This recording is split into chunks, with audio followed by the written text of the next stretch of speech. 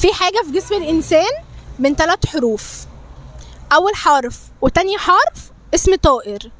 تمام. أول حرف وتالت حرف اسم مشروب. ماشي. تاني حرف وتالت حرف اسم وزن. ايه بقى ده؟ ايه ده؟ انت عايزه حسبه كده؟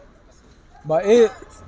اول حرف وتاني حرف. حاجة في جسم الإنسان من 3 حروف. تمام. أول حرف وتاني حرف اسم طائر.